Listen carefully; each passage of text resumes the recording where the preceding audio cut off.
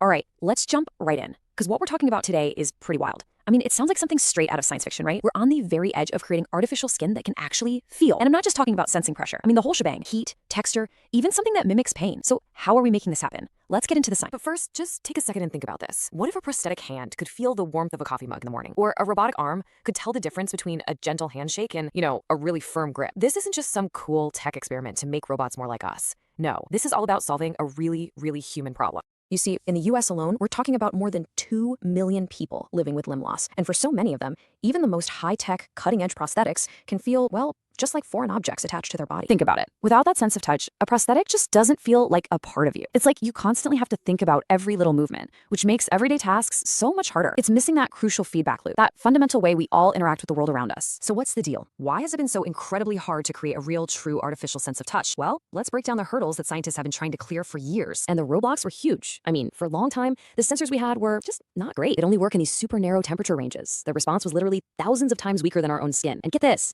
they'd often get confused, mixing up signals for pressure with signals for heat. Plus, making them was a nightmare, super complex and ridiculously expensive. It was obvious we needed a whole new playbook. And that new playbook, well, it came from looking at the greatest engineer of all time, Mother Nature. This is where we get to the core idea of this whole breakthrough. It's a concept called biomimetics, and the idea is simple but powerful. It's not just about copying what you see in nature. It's about understanding the principles behind how nature solves problems, and then using those same principles to tackle our own design challenges. I mean, when our best tech hits a wall, chances are nature already has a blueprint that's been road tested for millions of years. So when it comes to sensing heat, where do you look? Well, you'd be hard-pressed to find a better expert than the pit viper. These snakes have what feels like a superpower. They can see the heat signature of their prey in total darkness. It's all thanks to this super sensitive organ on their face, and that became the inspiration for this huge leap forward. Okay, so here's how they translated that inspiration into an actual solution. On the left, you've got the snake's biological setup. Basically, its pit organ has these special ion channels. When the temperature changes, they open up, calcium ions flow through, and that creates an electrical signal. Simple enough. Now, on the right is the genius part, the new material. Scientists figured out how to mimic this whole process using pectin. Yeah, seriously, the same stuff you use to make jam. So how does jam thickener do this? Well, the secret is in its molecular structure.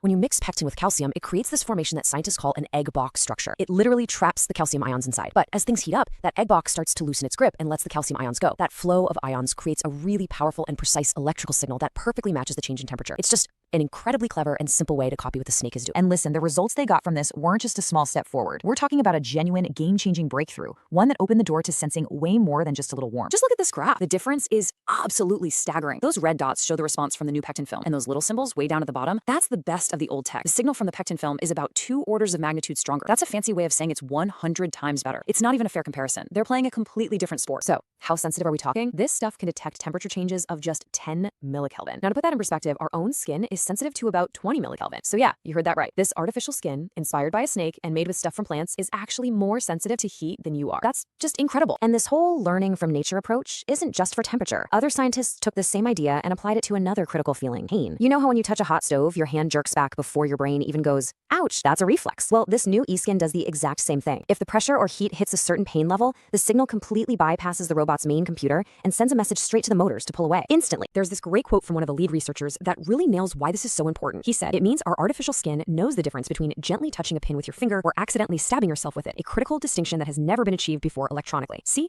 it's not just a simple on-off switch. It's about nuance, which is absolutely crucial if we're going to have robots working safely with us. Okay, so we've got this amazing sensor. That's awesome. But that's really only half the puzzle, isn't it? The next massive question is, how do you take that signal from the electronic skin and get it to the human brain in a way that the brain actually understands and feels as natural? And this is the big picture. This is the end game. What you're looking at here is the whole system working together. It's a complete nature-inspired feedback loop that starts at the fingertips of a prosthetic hand and ends with a real, genuine feeling in the user's mind. Let's walk through it. First, the e-skin feels something. Then, some smart processing translates that electronic signal into the language of your nervous system. Next, a special interface sends that signal to the nerves in the limb. After that, the brain picks up that signal and interprets it as a real sensation, like warmth or pressure. And the final result? The user gets to use that feedback for way more intuitive, natural control. And hey, this isn't just a cool idea on a whiteboard. The clinical trials back it up. People using this biomimetic feedback were able to figure out an object's size and how soft it was way, way faster than with the old methods. It just proves that when you speak the brain's language, you get dramatically better results. All right, so what's next? Where do we go from here? The next frontier is all about making this artificial sense of touch even more realistic, with higher fidelity and more precision, getting it closer and closer to the real thing. One of the next big steps is to mimic not just what our skin does, but what it is.